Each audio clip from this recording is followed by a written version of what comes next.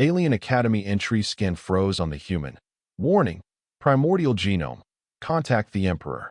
Before we dive into this story, drop a quick hi in the comments and tell me where you're watching from. It really helps support the channel. The Academy of Interstellar Excellence stood as a gleaming spire of polished neosteel and translucent crystal on the capital world of Nexus Prime. It was there that Nathan Brooks found himself, a single human in a sea of alien species, waiting nervously in line for his entrance processing. Nathan shifted his weight from one foot to the other as the line of prospective students inched forward through the grand atrium. His journey here had been improbable at best.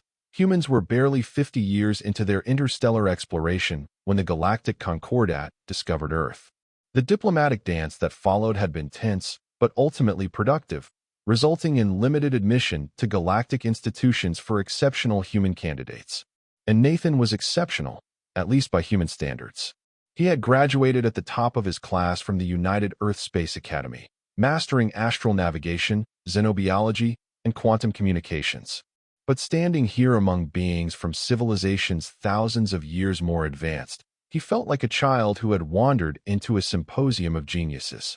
Next, called the processing officer, a Vexian with iridescent scales and 6 nimble appendages that danced across the holographic interface.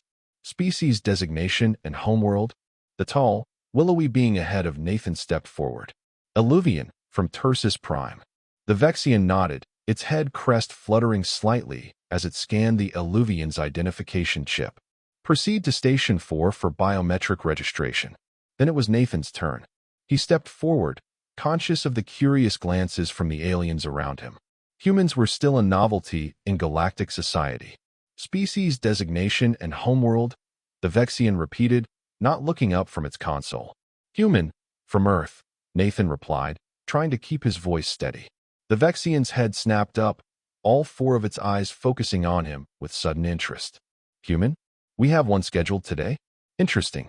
Nathan handed over his identification chip, a slender crystalline rectangle that contained his diplomatic credentials and biological data. The Vexian inserted it into a slot on the console, and a holographic display of Nathan's information appeared. Stand on the scanner plate, please, the Vexian instructed, gesturing to a circular platform embedded in the floor. Nathan complied, stepping onto the glowing circle. A faint humming filled the air as invisible energies passed through him. This is standard procedure, the Vexian explained, seeing Nathan's apprehension. The Academy requires a complete biological profile of all students for safety protocols and medical contingencies. The scanner's light changed from blue to green as it completed its work, and the Vexian turned back to the console to review the results. But instead of the quick processing Nathan had observed with the other applicants, the console emitted a sharp, discordant tone.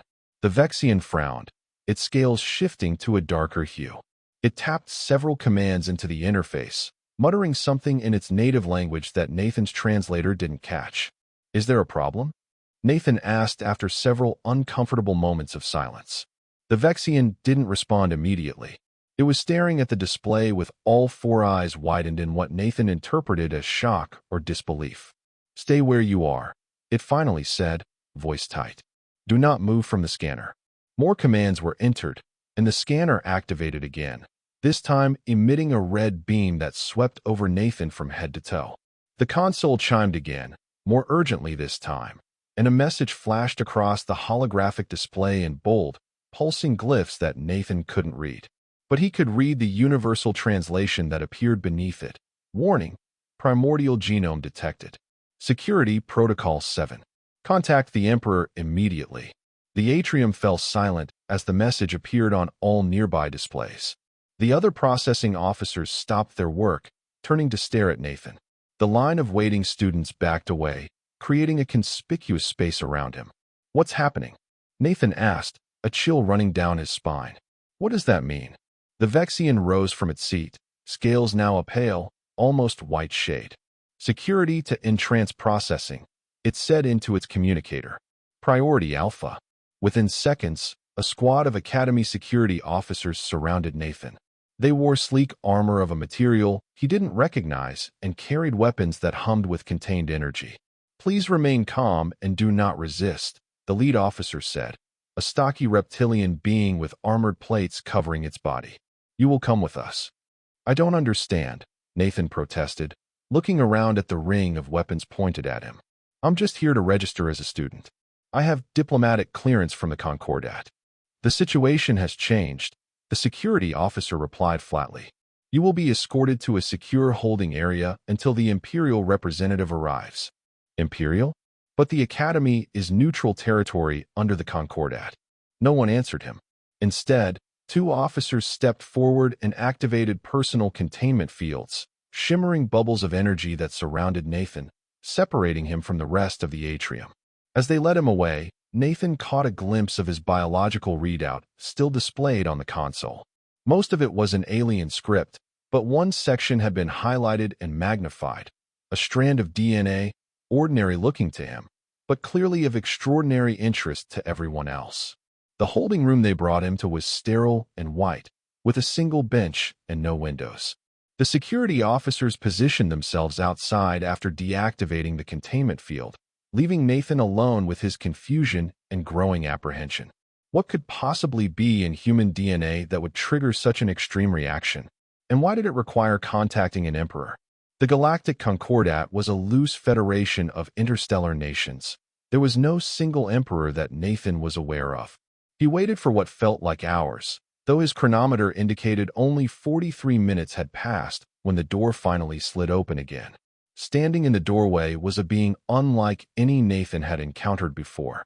Tall and slender, with skin that seemed to shimmer with an inner light. The alien had features that were almost humanoid, but with proportions that were subtly wrong, creating an uncanny effect. Its eyes were large and entirely black, reflecting Nathan's own startled expression back at him.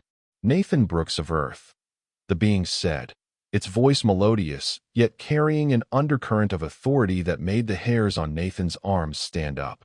I am Alara, emissary of the Pre-March. You will come with me now.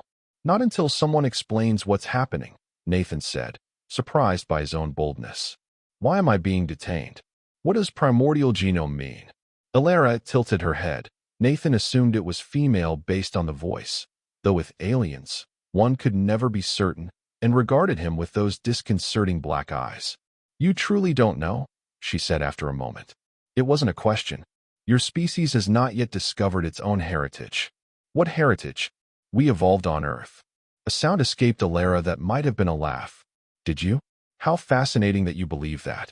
She gestured to the door. Come. The Pre-March wishes to speak with you directly, a rare honor. All will be explained. The Pre-March? I thought the message mentioned an emperor. Different translation, same entity. He is known by many titles across the galaxies. To some, he is the emperor. To others, the Eternal One or the first among equals. To his own kind, he is simply the Pre-March. Nathan stood reluctantly. And if I refuse? Alara's expression didn't change, but the temperature in the room seemed to drop. That would be most unwise. The discovery of a living human with an intact primordial genome is an event of galactic significance. You will be heard, one way or another. The implied threat was clear. Nathan nodded slowly and followed Alara out of the holding room. The security officers fell in behind them as they walked through corridors that grew increasingly ornate. The utilitarian design of the Academy gave way to sweeping arches and walls embedded with what looked like living crystal that pulsed with soft light. We're not in the Academy anymore, are we? Nathan asked as they entered a vast circular chamber with a domed ceiling that displayed what appeared to be a real-time view of space. No, Alara confirmed. We are aboard the Celestial Mandate, the Primarch's personal vessel. It arrived in orbit as soon as your scan results were transmitted. The chamber was empty except for a raised dais in the center, upon which sat a throne-like chair facing away from them. As they approached, the chair rotated slowly. The being seated upon it defied easy description. At first glance, it appeared to be a dignified humanoid male with silver hair and ageless features. But as Nathan looked closer, he realized the being's appearance was constantly shifting in subtle ways, as if its true form was too complex for his mind to properly process. Welcome, Nathan Brooks of Earth, the Pre-March said, his voice resonating not just in Nathan's ears, but seemingly inside his mind as well. "We have much to discuss about your unique genetic heritage and what it means for the future of your species and, indeed, the galaxy itself." Nathan swallowed hard. "What's so special about my DNA?" The Primarch's smile was both benevolent and terrifying in its ancient knowledge. "You carry within you the legacy of the architects, the first spacefaring race in this galaxy. What your scientists call junk DNA is, in fact, the dormant genetic code of beings who seeded life throughout the stars billions of years ago." "That's impossible," Nathan protested. "We have a clear evolutionary record on Earth." "Do you?" The Primarch raised an eyebrow. "Or do you have fragments of a record with convenient gaps that your scientists fill with theories?" Before Nathan could respond, the Primarch gestured, and the space between them filled with a three-dimensional display of a DNA strand. Nathan's DNA, he realized. "Observe," the Primarch said, as certain sections of the strand began to glow. These sequences were believed lost forever when the architects vanished during the first great extinction. Yet here they are, perfectly preserved in your genome. You, Nathan Brooks, are a living fossil carrying the genetic memory of the most advanced species this galaxy has ever known. Nathan stared at the floating representation of his DNA, trying to comprehend the implications. "But I'm just human. Ordinary." "On the contrary," the Primarch said, leaning forward. "You are extraordinary. And now, you have a choice to make." "What choice?" The Primarch's eyes, now silver, now black, now filled with swirling stars, fixed on Nathan. "Whether to embrace your heritage and help awaken the dormant potential in your species, or to walk away and allow humanity to remain ignorant of its true nature. But choose carefully, for not everyone in the galaxy will welcome the return of the architect's power." Nathan looked from the Primarch to Alara, who was watching him with intense interest, then back to his own DNA, spinning slowly in the air between them. The weight of an entire species' future seemed to rest on his shoulders, and he had no idea which path to take. "Tell me everything," he finally said. "I need to understand what I'm dealing with before I can make any decision." The Primarch nodded approvingly. "Wisdom. Perhaps the architects chose well when they hid their legacy in your kind." He waved a hand, and the DNA display expanded, filling the chamber with a complex network of glowing pathways. "Let us begin at the beginning, with the dawn of consciousness in our galaxy." As the Primarch spoke, images formed in the air around them. Ancient star systems, strange beings of light and energy, civilizations rising and falling across millions of years. And through it all, the thread of a single genetic code, evolving, adapting, but always preserving its essential nature. The nature that somehow, against all odds, had found its way to Earth and into the cells of every human being, though only in Nathan had it remained intact enough to be recognized by the Academy's scanners. The implications were staggering, and as Nathan listened, he began to understand why his arrival had caused such a commotion. He wasn't just registering for school, he was unknowingly carrying the genetic blueprint that could reshape the balance of power in the galaxy. "Now," the Primarch said as the historical images faded, "let me tell you about the factions that will either help or hunt you once news of your existence spreads beyond this ship." The Primarch's voice grew grave as he explained the complex political landscape of the galaxy. The Galactic Concordat was merely one of several major powers, he revealed. There was also the hegemony of unified worlds, the Stellar Directorate, and the enigmatic Void Collective, each with their own agenda regarding the legacy of the architects. The Concordat, to which your Earth has pledged allegiance, seeks to preserve balance and stability, the Primarch explained. They fear the disruption that architect technology could bring if fully reactivated. "And what do you want?" Nathan asked. The Primarch's form seemed to solidify, becoming more definitively humanoid. "I seek to guide the natural progression of life in this galaxy." The architects were my contemporaries. Their decision to encode their knowledge in compatible species was controversial, but I have respected their choice by monitoring rather than interfering. "Until now," Nathan pointed out. "Until now," the Primarch agreed.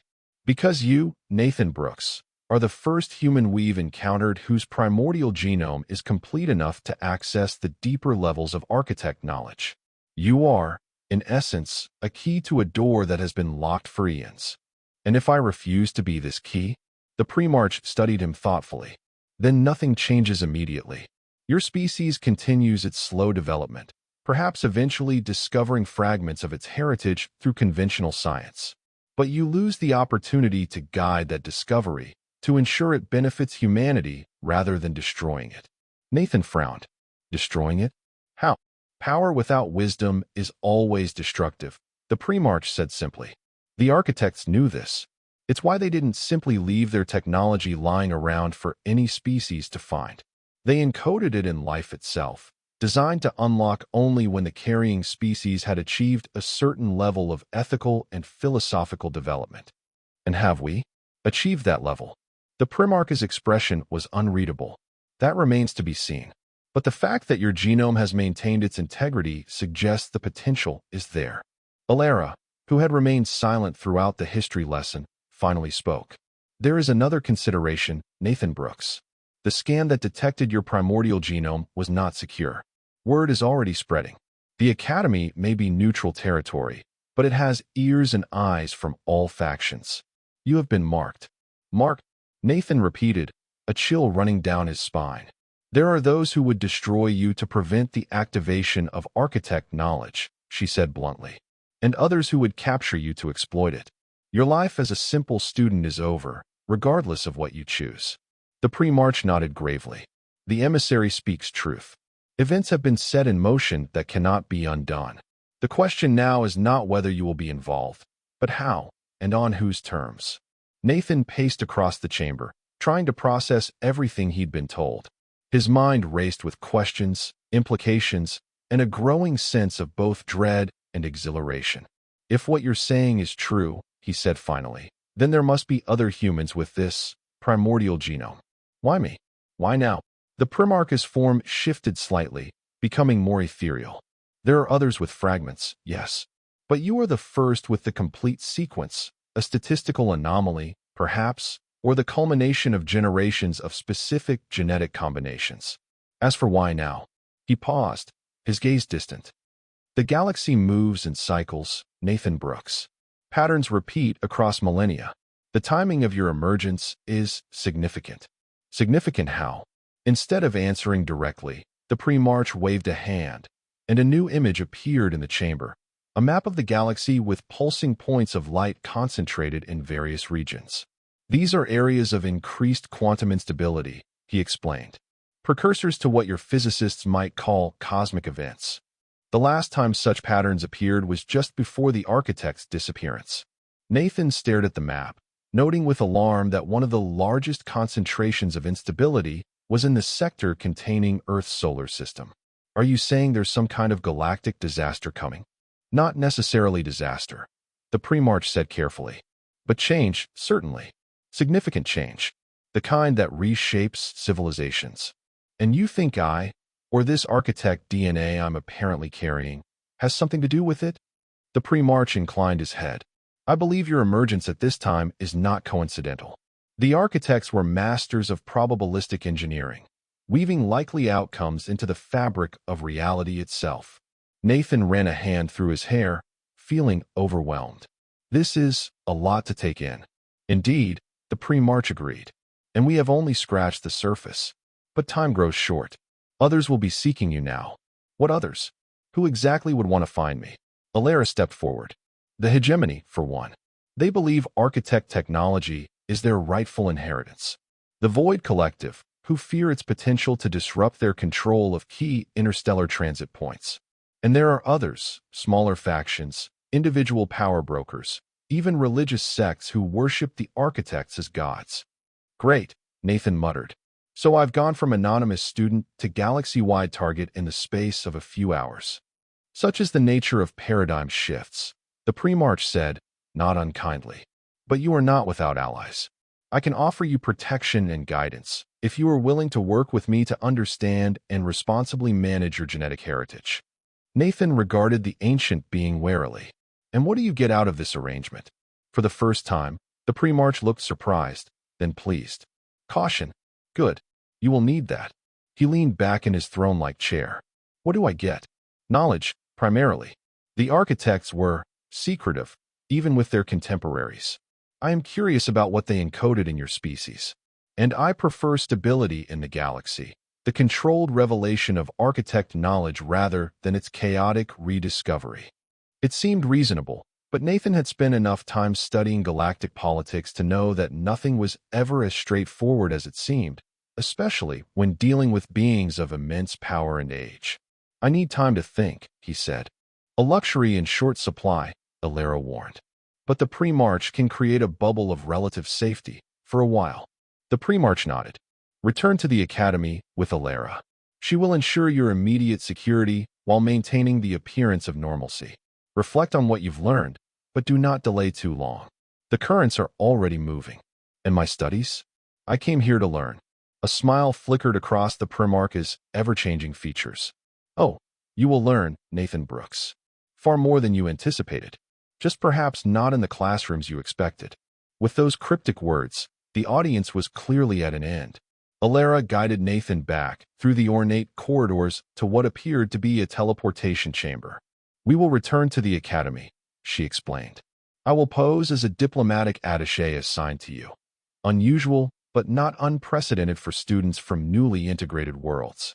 This will allow me to remain close while you consider the Primarch's offer. And if someone makes a move against me before I decide, Alara's expression hardened. Then they will discover why the Primarch's emissaries are feared throughout the known galaxies. The teleportation was instantaneous. One moment they were aboard the Celestial Mandate. The next they were standing in a quiet courtyard within the academy grounds. Your assigned quarters are in the Eastern Spire, Alara said, consulting a datapad that had materialized in her hand. We should proceed there immediately. The academy director has been informed of your special status and the diplomatic necessity of accommodating both you and your attaché. How convenient, Nathan remarked dryly. The Primarch's influence is considerable, Alara replied without a hint of irony. As they walked through the academy grounds, Nathan tried to process everything he'd learned. The beautiful alien architecture around him, soaring towers of crystal and living metal, gardens where plants from 1,000 worlds grew in harmonious ecosystems, now seemed like window dressing on a much more complex and potentially dangerous reality. Students of various species passed by, some glancing curiously at Nathan and his unusual companion. Did any of them know what had happened during his registration? Had word already spread about the human with the primordial genome? They reached the Eastern Spire and took a gravity lift to the upper levels. Nathan's quarters turned out to be far more luxurious than standard student accommodations, a spacious suite with panoramic views of the academy campus and the gleaming city beyond. Originally designated for visiting dignitaries, Alara explained, noting Nathan's surprise.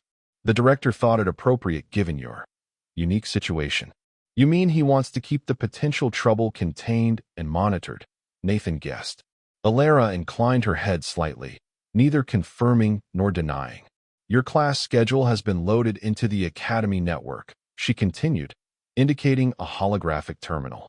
You are encouraged to attend normally while the diplomatic situation is clarified. Diplomatic situation. Is that what we're calling it? For now, Alara said. Normalcy serves our purposes. The more ordinary your presence appears, the less immediate attention you will draw. Nathan walked to the window, looking out at the alien world that had been his dream destination for years. Now that dream had transformed into something far more complex and dangerous. What would happen, he asked quietly, if I just went home? Back to Earth. Earth is perhaps the least safe place for you now, Alara replied. Your planet has minimal defenses against the forces that will be looking for you. And your departure from the academy after such an unusual incident would only confirm your importance to those watching. So I'm trapped here. Not trapped. Protected. There is a difference. Nathan turned to face her. Is there? Because from where I'm standing, it feels like my choices have been rather dramatically reduced in the past few hours. Alara regarded him with those disconcerting black eyes. Choice is rarely absolute, Nathan Brooks. Even before today, your choices were constrained by circumstances, your physiology, your planet's technology, your species' position in galactic society. What has changed is merely your awareness of certain constraints and opportunities. That's a very philosophical way of saying I'm stuck. Philosophy is not irrelevant to your situation, Elara countered. The architects were as much philosophers as they were scientists. Their legacy is not merely technological, but ethical and conceptual. Nathan sighed and sat down on a conforming chair that adjusted to his human physiology. So what now? I just go to classes and pretend everything's normal while I decide whether to become some kind of galactic messiah or not. Essentially, yes, Elara said with unexpected frankness. Though I would avoid terms like messiah. They tend to attract the wrong kind of attention. Despite everything, Nathan found himself laughing. Fair enough. And you'll be, where exactly? Close by? I have been assigned adjacent quarters and diplomatic observer status for your classes. My presence will be explained as part of the ongoing integration protocol for human students. And when someone tries to kidnap or kill me. Not if, but when. Pragmatic. Elara nodded approvingly. I will intervene, of course. But it would be wise for you to accept some defensive training as well. The Pre-March believes in agency. You should be capable of protecting yourself to some degree. I had combat training at Earth's Space Academy, Nathan pointed out. Elara's expression might have been a smile, or possibly pity. Yes, very basic training, I'm sure. We can build on that foundation. Before Nathan could respond, the suite's communication system chimed softly. Your first class begins in 30 minutes, Elara informed him after checking the message. Astral cartography in the West Dome. Nathan stood up, straightening his uniform. Then I guess I'd better go be a student while I figure out what to do about apparently being the key to some ancient alien legacy. That would be advisable, yes. As they left the suite and headed toward the West Dome, Nathan couldn't shake the feeling that he was walking into a complex game whose rules he didn't fully understand. But one thing was becoming increasingly clear: his life would never be the same again. The West Dome turned out to be a massive hemispherical chamber with a ceiling that displayed a perfect real-time view of the space above Nexus Prime. The floor was arranged in concentric circles of seating, with a central platform where the instructor, a meridian with 4 arms and a crystalline exoskeleton, was already preparing holographic displays. Students of various species were finding their places, many already engaged in animated conversations or reviewing notes on personal data devices. Nathan felt their curious glances as he entered with Elara close behind. Your assigned position is in the 3rd ring, section 14, Elara murmured, gesturing toward an empty seat among a cluster of humanoid students. Nathan nodded and made his way there, trying to appear more confident than he felt. As he took his seat, the students around him fell momentarily silent, then resumed their conversations with an air of forced casualness.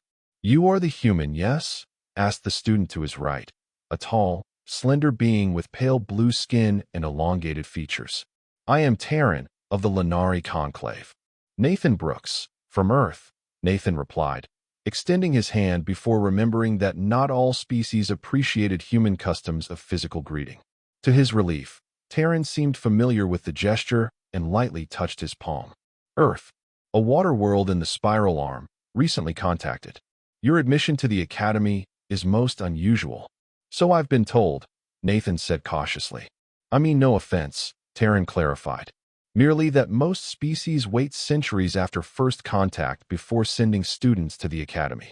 Your presence speaks well of your abilities. Thank you, Nathan replied, wondering if Terran was being sincere or if this was some subtle form of interrogation. And your companion? Terran's gaze shifted to Elara, who had taken a position at the edge of the teaching space, ostensibly reviewing something on a data pad. Diplomatic attaché, Nathan explained, sticking to the agreed-upon story. Standard protocol for students from newly integrated worlds, apparently. Terran's expression suggested this was anything but standard, but before he could respond, the instructor called the class to order. Welcome to Advanced Astral Cartography, the Meridian announced, her voice resonating through the dome. I am Instructor Vexalor. We will begin with a review of multidimensional mapping techniques before proceeding to practical applications. The next 2 hours were a welcome distraction from Nathan's personal crisis. The subject material was challenging but fascinating, far beyond what he had studied on Earth, but not incomprehensible. The holographic displays showed star systems in ways he had never imagined, with layers of information about spatial distortions, quantum entanglement networks, and temporal flow variances. Nathan found himself genuinely engaged, asking questions and participating in the group exercises. For brief periods, he almost forgot about the pre-march, the architect's legacy, and the apparent target on his back. But reality reasserted itself as the class ended. As students began to file out, a commotion near the entrance caught his attention. A group of official-looking beings in the formal attire of the Galactic Concordat had entered the dome and were speaking intently with Instructor Vexalor, who kept glancing in Nathan's direction. Political officers, Terran murmured beside him. Interesting that they would interrupt an academic session. Alara materialized at Nathan's side, her posture tense. "We should leave," she said quietly.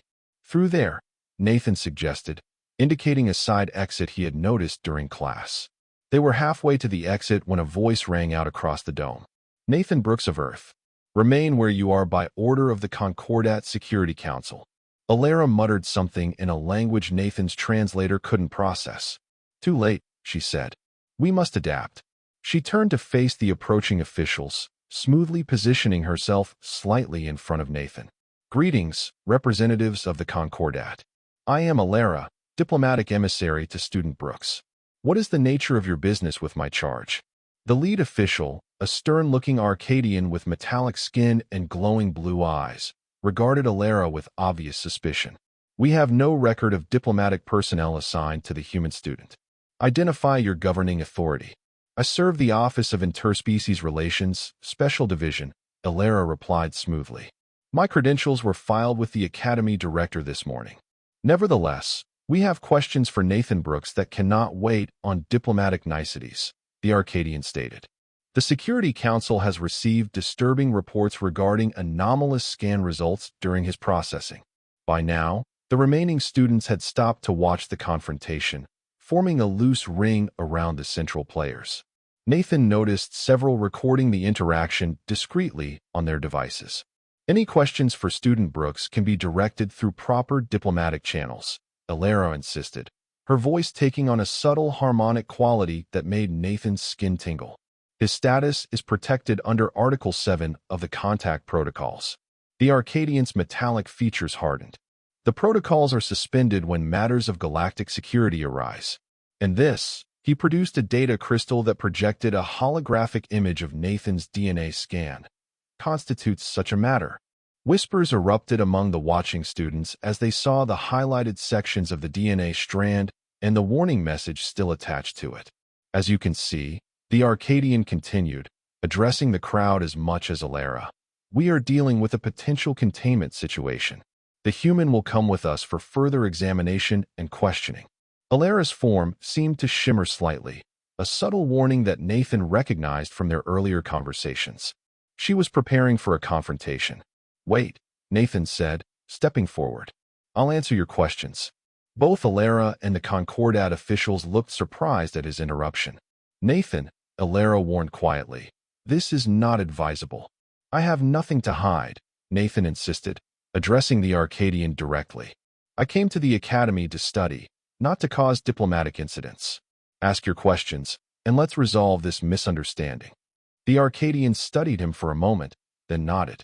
"Refreshing cooperation. Very well, we will conduct a preliminary interview here, but a full debriefing at Concordat headquarters will still be necessary." "Agreed," Nathan said, ignoring Alara's look of disapproval. "But my diplomatic attaché remains present for all questions." A flash of annoyance crossed the Arcadian's features, but he nodded curtly. "Acceptable for the preliminary phase. Now, please explain your awareness of the anomalies in your genetic structure." "I have none," Nathan replied truthfully. "Today was the first I heard of anything unusual about my DNA. I'm as surprised by this situation as you appear to be." "You expect us to believe that humans are unaware of carrying architect genetic markers?" Another official asked skeptically, a tall, insectoid being with compound eyes that reflected Nathan's image dozens of times over. "I can only speak to my own knowledge," Nathan said carefully. Earth's genetic science is still developing. We've mapped our genome, but don't understand all of it. What you call architect markers, our scientists call non-coding DNA, or sometimes junk DNA. The officials exchanged glances, clearly assessing the plausibility of his claim. And how do you explain the complete preservation of the primordial sequence in your specific genetic structure when it appears fragmented in other humans we've encountered? The Arcadian pressed. Nathan hesitated. This was venturing into territory he genuinely knew nothing about. I can't explain it, he admitted. Genetic variation exists in all species.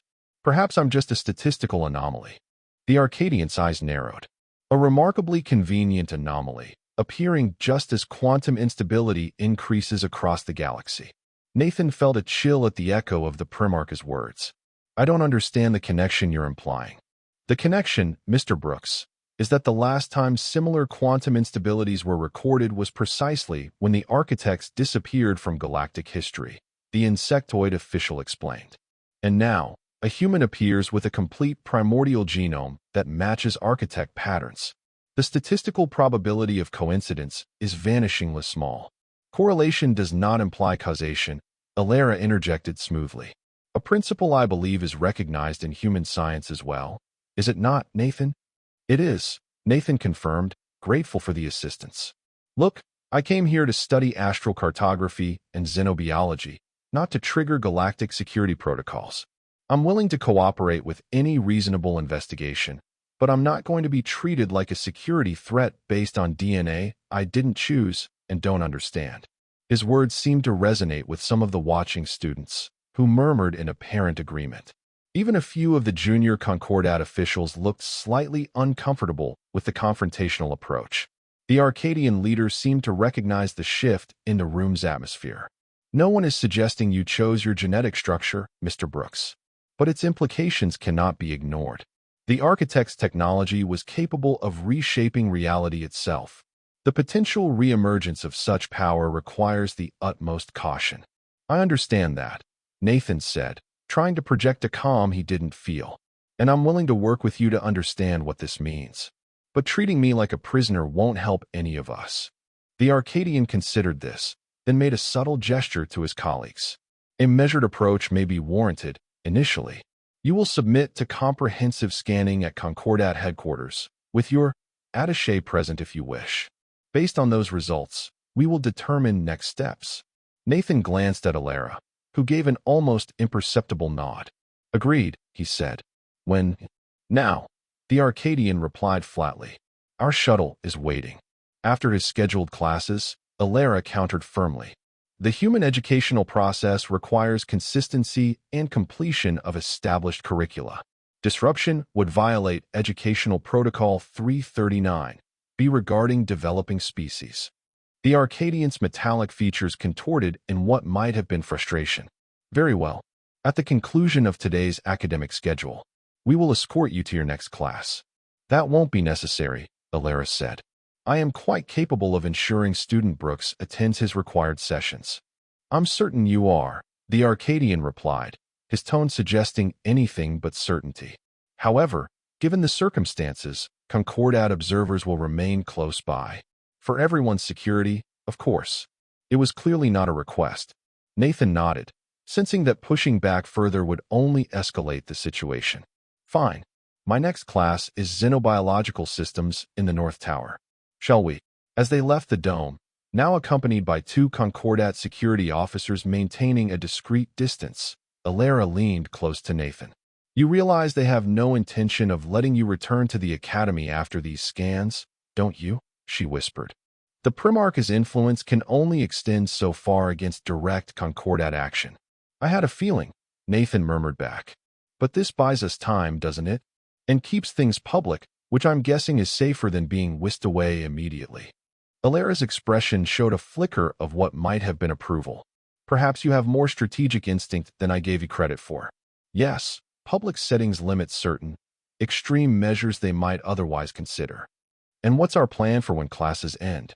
The pre-march is already aware of the development. Alternative arrangements are being negotiated. Nathan wasn't entirely reassured by her cryptic response, but they had reached the North Tower, and further conversation would have to wait.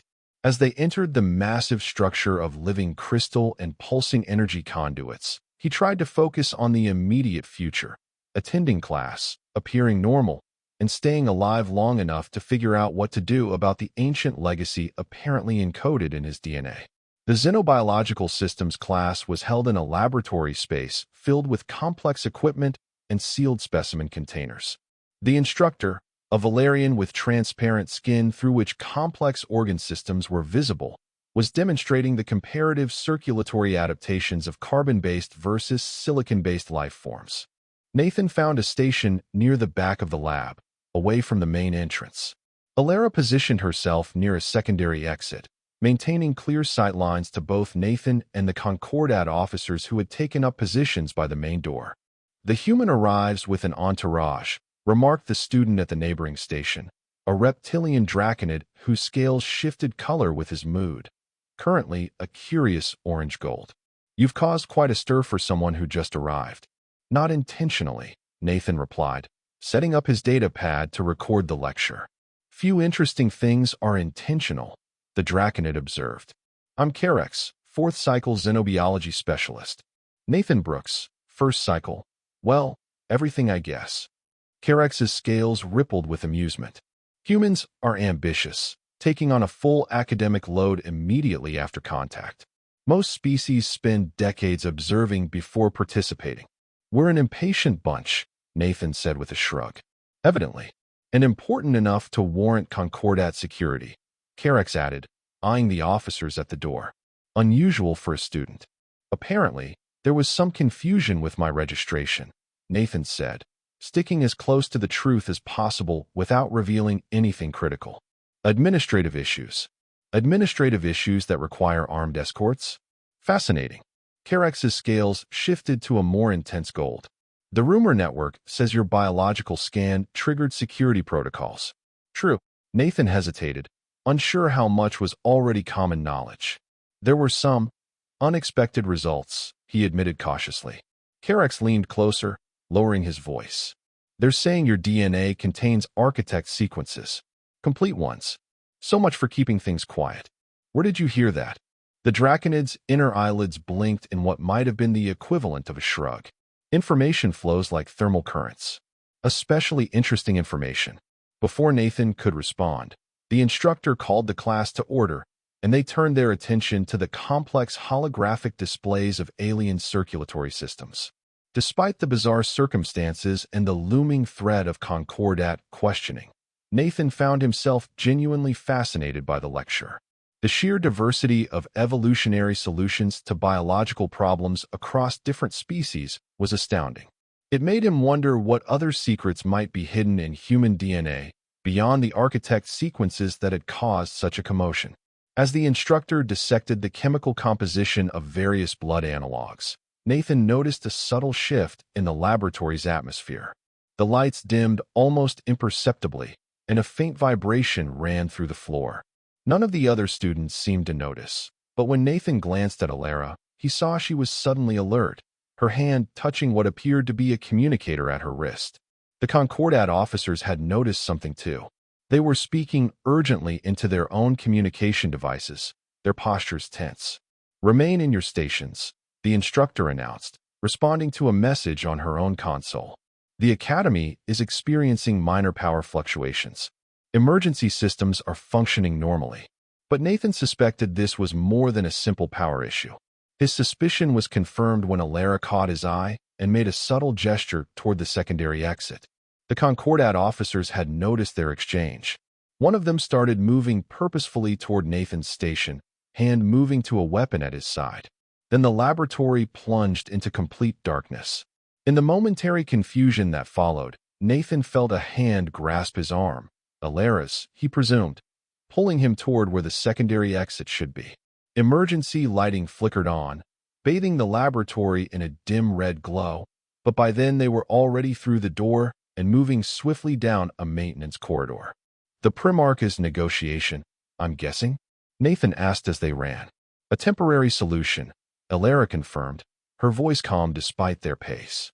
"The Academy systems have been temporarily reconfigured to facilitate our exit." We have approximately 3 minutes before normal functions resume. Where are we going? Transport Bay 7. An unmarked vessel is waiting. They emerged from the maintenance corridor into a broader hallway, then took a gravity lift down to the Academy's lower levels.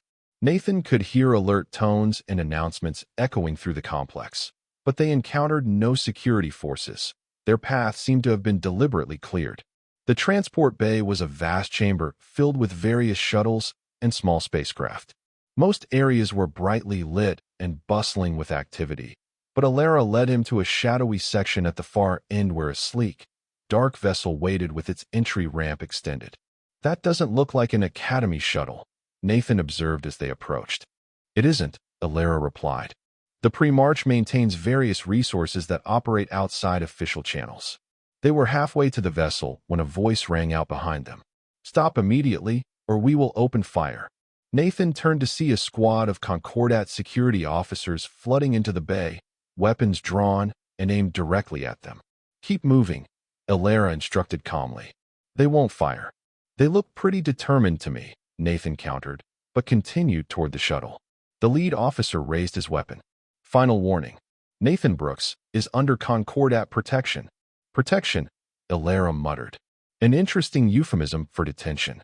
They reached the ramp, and Alara practically pushed Nathan up it. As they entered the shuttle, Nathan expected to hear the whine of energy weapons behind them, but instead, there was a sudden commotion and shouting. Glancing back, he saw the reason. Another group had entered the transport bay from a different entrance. These newcomers wore the distinctive armor of the Stellar Directorate, one of the factions the Pre-March had mentioned. Concordat forces, stand down, the Directorate commander shouted. The human Nathan Brooks is claimed under Stellar Directive 773 Alpha. The situation grows more complex, Alara observed dryly as the shuttle's ramp began to close. The Pre-March anticipated interest from multiple factions, but perhaps not quite so quickly. The interior of the shuttle was surprisingly spacious, with comfortable seating and advanced control consoles. A pilot, or what Nathan assumed was a pilot, though the being had no visible features beyond a vaguely humanoid shape composed of shifting light patterns, was already initiating launch procedures. Welcome aboard, Nathan Brooks, came a voice from the shuttle's communication system. I am Tarek, this vessel's AI navigator.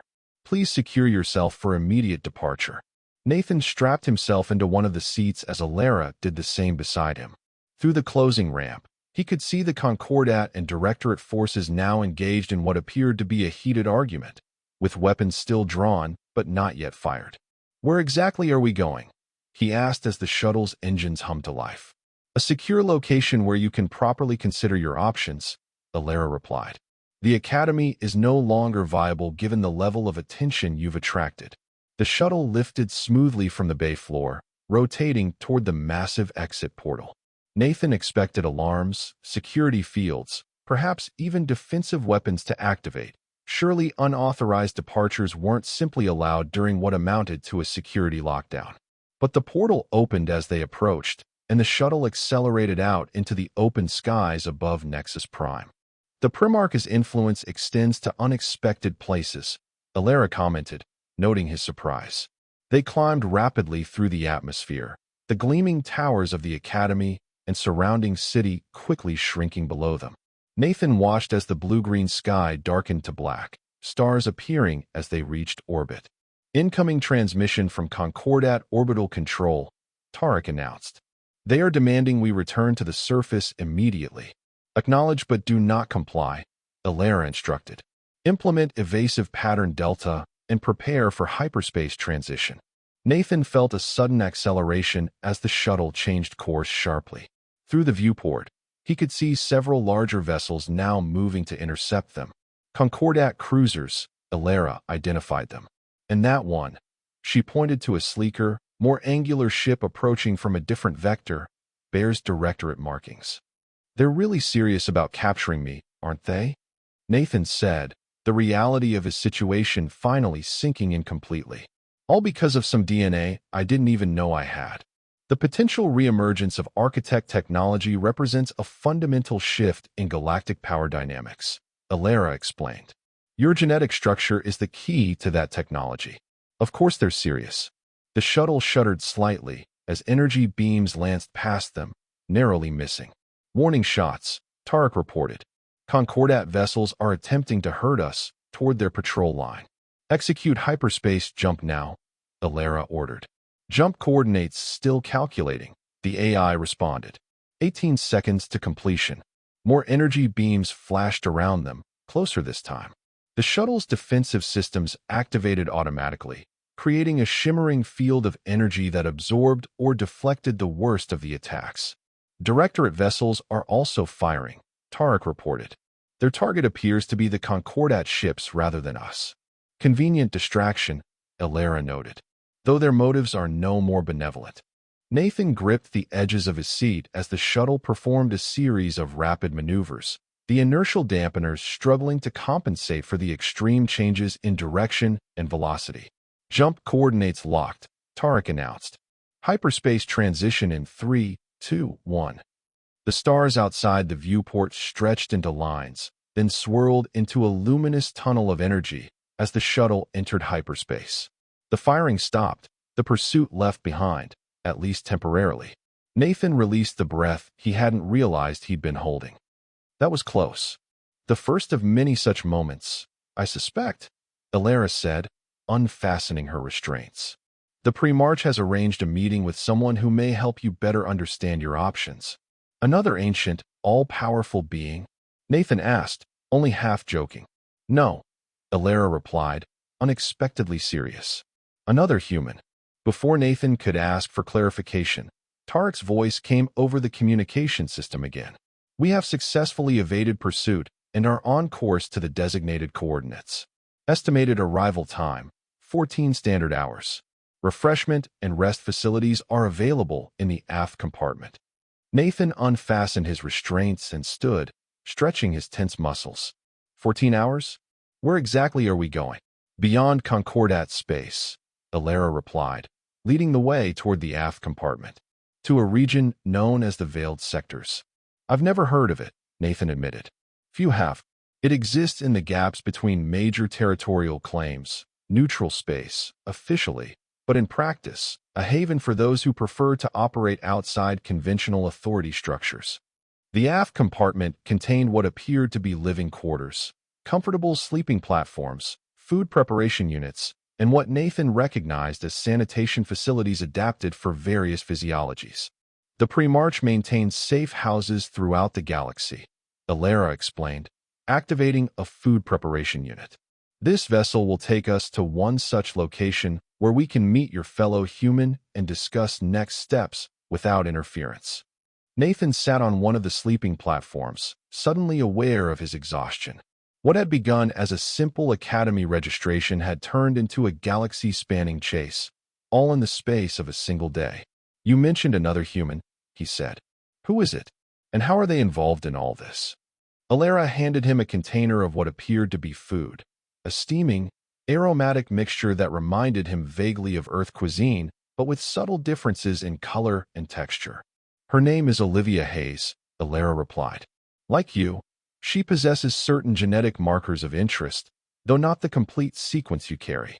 She has been working with the Pre-March for several years now, studying the implications of human architect connections. So I'm not unique? Nathan asked, feeling oddly disappointed despite the complications his uniqueness had caused. You are unique in the completeness of your primordial genome, Alara clarified. Others, like Olivia, carry fragments, significant ones, but fragments nonetheless. You are the first human we've encountered whose genetic structure could potentially access the deepest levels of architect knowledge. Nathan took a bite of the food. It tasted better than he expected, with complex flavors that reminded him of earth herbs, but with unfamiliar undertones. And what exactly does that mean? He asked after swallowing. Accessing architect knowledge. The Pre-March mentioned it, but he was vague about the specifics. Alara seemed to consider how much to reveal. The architects didn't leave conventional records or technology, she finally said. They encoded their knowledge in living patterns, DNA, neural pathways, even the structural relationships between cells. A biological encryption, if you will. But how would I access information stored in my own DNA? It's not like I can read it. Not consciously, no. But with the right stimuli, the information can manifest in various ways: intuitive leaps, dreams, sudden inspirations. More advanced access requires specific catalysts. What kind of catalysts? Alara's expression became guarded. That is one of many things Olivia can explain better than I. She has experienced the process firsthand. Nathan wanted to press for more information, but exhaustion was rapidly overtaking him. The events of the day, the revelations, the chase, it was all catching up to him at once. You should rest, Alara suggested, noting his fatigue. The journey will give you time to process what you've learned so far. More explanations can wait until we reach the safe house. Nathan didn't argue. He finished the food, used the sanitation facilities, and settled onto the sleeping platform, which adjusted to accommodate his human physiology. As he drifted toward sleep, his mind was filled with images from the day: the scanner freezing on his DNA, the Primarch's ever-shifting form, the pursuit through the Academy, the desperate escape from Nexus Prime. And beneath it all, the unsettling knowledge that his very cells contained information that could reshape the galaxy. Information that powerful factions were willing to kill or kidnap for. His last conscious thought before sleep claimed him was a simple question: what would he choose to do with this unexpected legacy? And would the choice truly be his to make? Nathan dreamed of stars being born and dying, of civilizations rising and falling across millions of years, of beings made of light and energy weaving patterns into the fabric of reality itself. In his dream, these beings, the architects he somehow knew, were working against a deadline, racing to preserve something precious before a catastrophic event engulfed the galaxy. He woke with a start, disoriented until he remembered where he was, aboard the shuttle, fleeing from the Academy and the factions that sought to control him. Alara was nowhere to be seen, but the pilot of shifting light patterns was seated at the control console, monitoring their progress. "We have entered the veiled sectors," the pilot informed him, apparently sensing that he was awake. "Arrival at the safe house in approximately 2 hours." Nathan nodded, still trying to shake off the lingering images from his dream. Had they been random creations of his sleeping mind, or something more, perhaps the first stirrings of the architect knowledge embedded in his DNA? He used the sanitation facilities and found more food in the preparation unit. As he ate, Alara returned from what appeared to be a meditation chamber adjoining the main compartment. "You slept well?" she inquired. "I had strange dreams," Nathan admitted, "about beings of light creating patterns across the galaxy. The architects, I think." Alara studied him with heightened interest. "Describe these patterns." Nathan tried, but the images were already fading, leaving only impressions. They were like webs or networks connecting stars and planets. And there was a sense of urgency, like they were trying to finish something important before it was too late. "Interesting," Alara said, in a tone that suggested it was more than merely interesting. "The pre-March will want to hear of this. Are you saying my dreams are actually accessing architect memories?" "It's a possibility," Alara allowed. "The boundaries between individual consciousness and genetic memory can become permeable during sleep, especially when the genetic patterns are as complete as yours." The idea was simultaneously fascinating and disturbing, that his dreams might not be entirely his own, that ancient alien memories might be filtering into his mind while he slept. "Is it dangerous?" he asked. "Not inherently," Alara replied. "But it does suggest your connection to the architect legacy is stronger than we initially assessed. All the more reason to proceed cautiously." The final hours of the journey passed quietly. Nathan spent the time reviewing what he knew about his situation, trying to organize his thoughts before meeting this other human who supposedly had answers. When the shuttle finally dropped out of hyperspace, the view through the viewport was unlike anything Nathan had seen before. The veiled sectors lived up to their name. Vast clouds of luminescent gas and dust partially obscured the stars, creating an otherworldly landscape of light and shadow in space. "A natural phenomenon?" Nathan asked, gesturing to the colorful nebulae. "Partially," Alara replied. "The original formations were natural, but they've been enhanced over the centuries to provide additional concealment for those who value privacy." The shuttle navigated through the shifting veils of cosmic gas, occasionally passing what appeared to be debris fields or abandoned structures floating in the void. Remnants of ancient outposts, Alara explained, following his gaze. The veiled sectors have been a refuge for countless civilizations throughout galactic history. Some left more permanent marks than others. Eventually, a small planetoid came into view, barely more than a large asteroid, but with clear signs of habitation.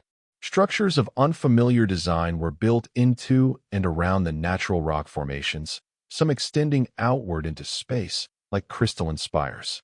The Primarch's safe house, Alara said as they approached. One of many such facilities scattered throughout the galaxy.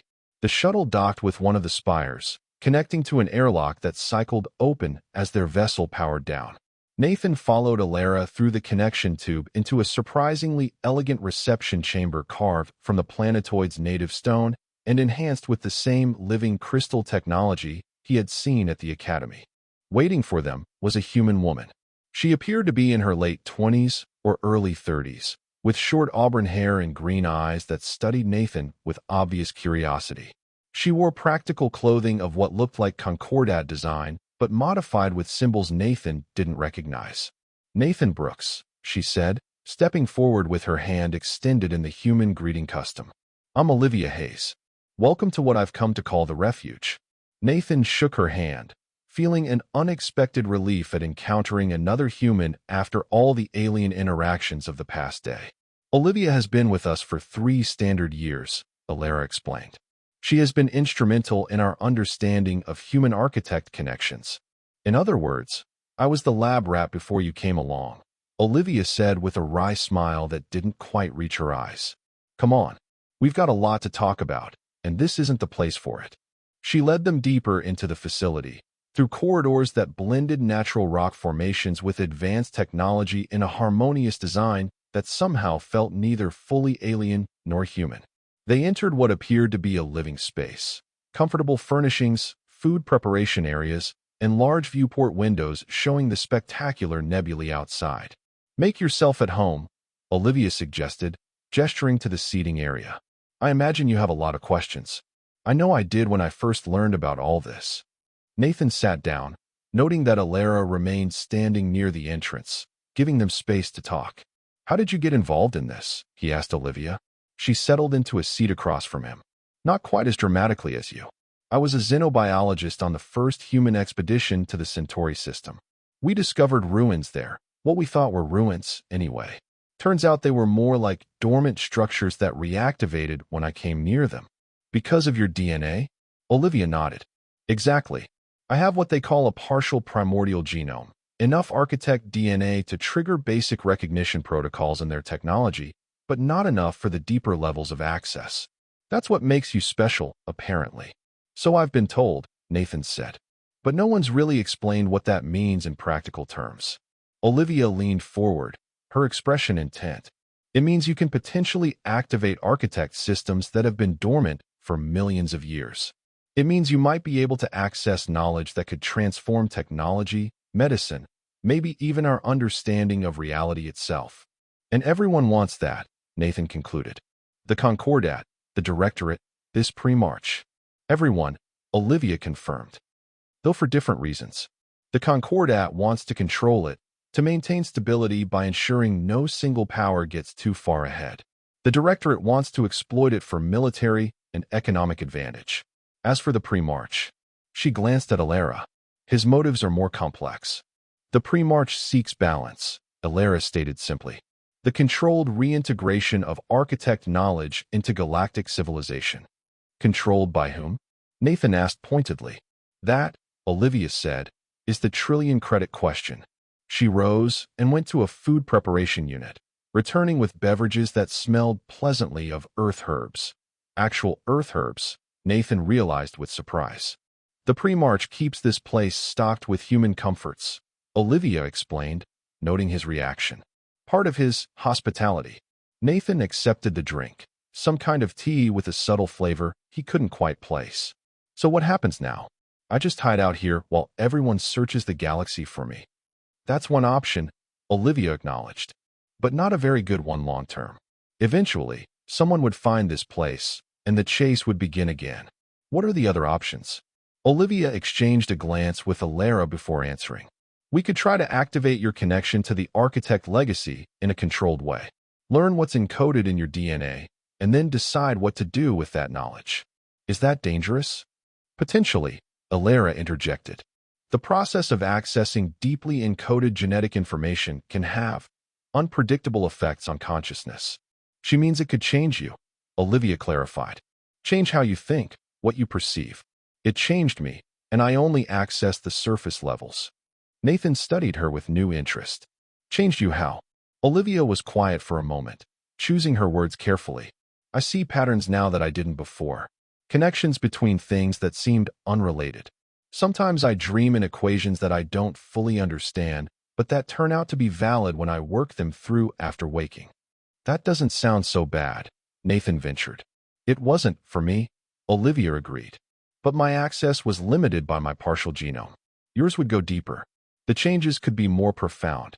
Nathan considered this. And the third option? Return to Earth, Alara said unexpectedly.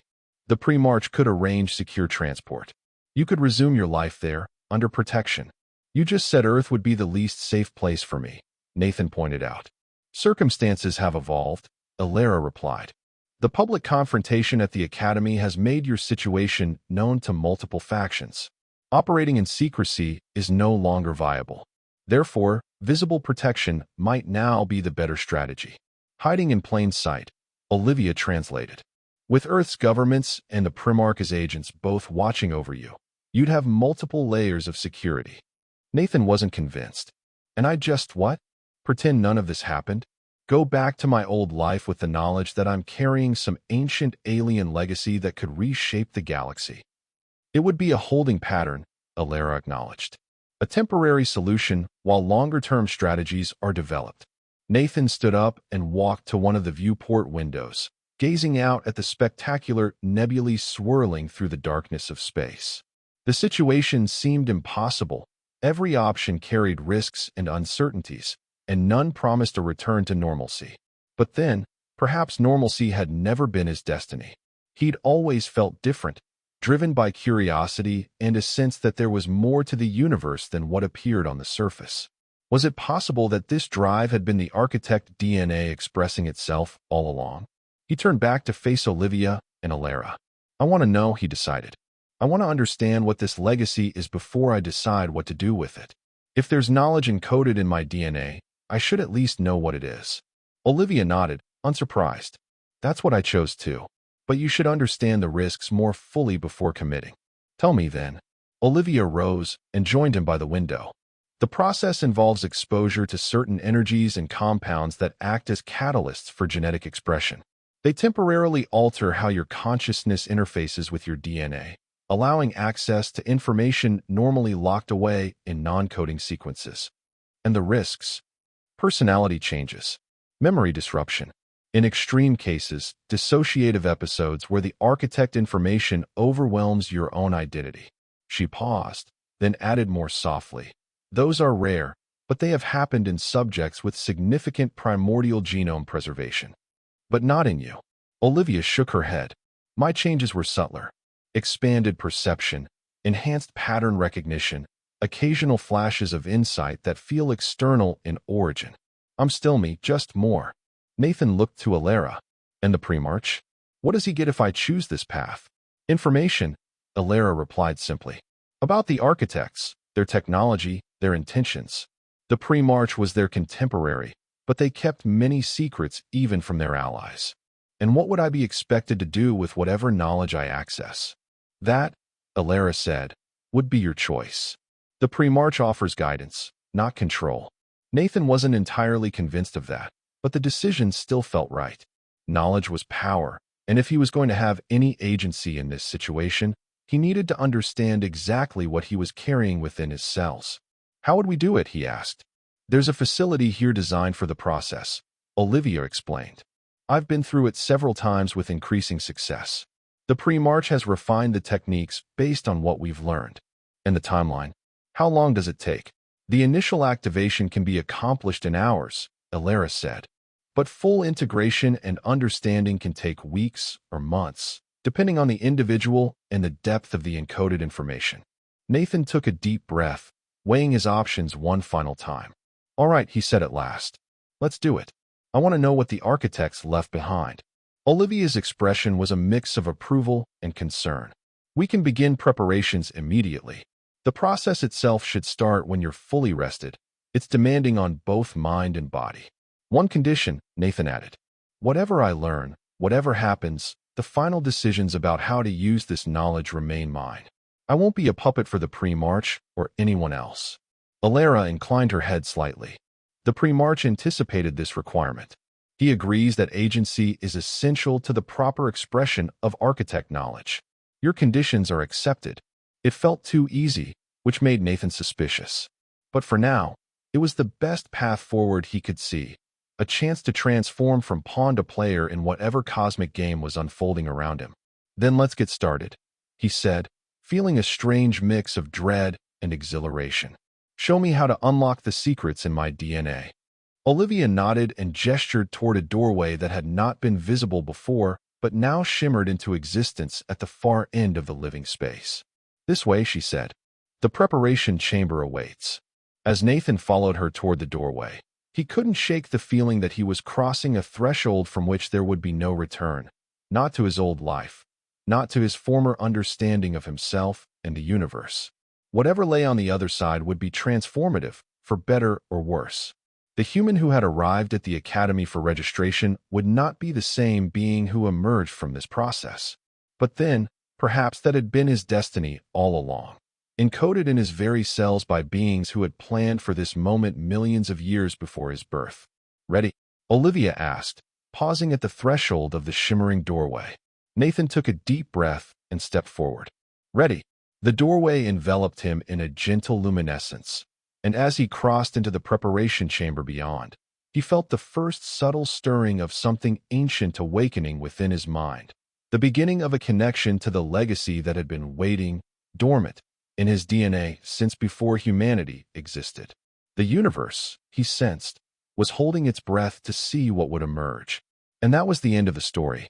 If you listened all the way to here, don't forget to leave feedback about what you thought of the story in the comments, whether positive or negative. Your feedback helps us improve. Also leave your like and subscribe to the channel for more stories like this one. And I'll leave here on the screen another video that I'm sure you'll like. Big hug, and see you in the next story.